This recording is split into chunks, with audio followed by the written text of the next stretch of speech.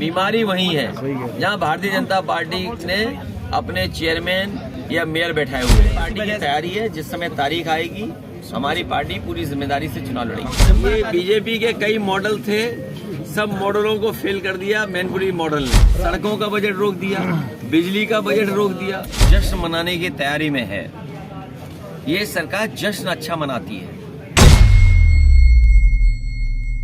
सरकार, पता नहीं कौन सा जश्न मनाने की तैयारी में है ये सरकार। जश्न अच्छा मनाती है और ऐसा जश्न मनाती है कि पुराना आप इनका सब कुछ भूल जाओ।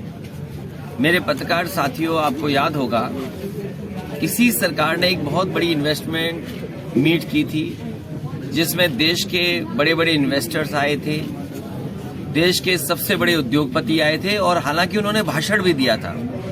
अगर आप उनके भाषण को याद करें जिसमें देश के सबसे ऊंचे जो हमारे व्यापारी हैं, उद्योगपति हैं, वो सब आए थे। एमओयू हुए और सरकार ने उस समय दावा किया था कि लगभग 5 लाख करोड़ के एमओयू हुए हैं। उसके बाद डिफेंस एक्सपो हुआ जिसमें रिवर फ्रंट, जिसके बारे में भारतीय जनता पार्टी के विचार कुछ और हैं।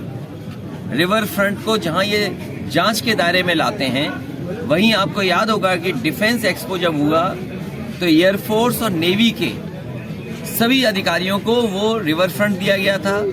उस पर हेलीकॉप्टर उड़े थे, रोइंग हुई थी, तमाम पानी के जहाज चलाए थे। दिखावे के लिए उसको साफ सुथरा उतने दिन चलाया गया था।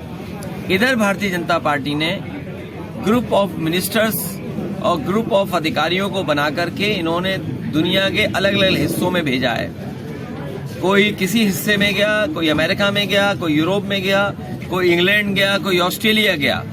और अब सुनने में आ रहा है इन सब के लौट आने के बाद मुख्यमंत्री जी खुद तैयार हो गए हैं कि वो भी इन्वेस्टमेंट लेने जा रहे हैं। इसका मतलब ये हुआ है कि दिल्ली और यूपी की सरकार नाकाम रही है इन्वेस्टमेंट लाने के लिए, तभी इन्हें बार बार जाना पड़ रहा है।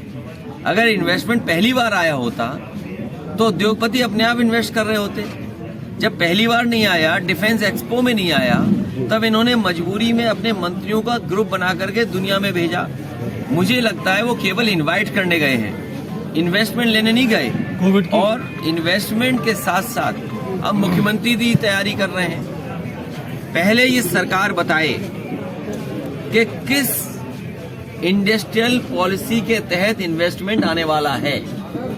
अगर इन्वेस्टर यूपी में आ रहा है तो वो किसी न किसी सेक्टर में इन्वेस्ट करने जा रहा है, तो उस सेक्टर में क्या सहूलियत दे रहे हैं। मान लीजिए यहाँ टूरिज्म मिनिस्टर हैं, टूरिज्म में कोई इन्वेस्ट करना चाहता है तो क्या इंसेंटिव है, क्या आपकी पॉलिसी है। और सबसे बड़ी बात है कि जो समाजवादी सरकार में इन्वेस्टमेंट आ रहा था, जो टूरिज्म पॉलिसी समाजवादी सरकार में थी, उसमें कितना बदलाव आपने किया है जिसके तहत और इन्वेस्टर आपके यहाँ आ रहे हैं। तो जिस सरकार के पास कोई ठोस इंडस्ट्रियल पॉलिसी ना हो, जो 5 साल में इंडस्ट्रियल पॉलिसी और उसके तहत इन्वेस्टमेंट न ला सके हो, उनसे क्या उम्मीद करोगे 4 साल में इन्वेस्टमेंट लाएंगे। कोविड, क्योंकि डेंगू वही है, बीमारी वही है जहां भारतीय जनता पार्टी ने अपने चेयरमैन या मेयर बैठाए हुए हैं।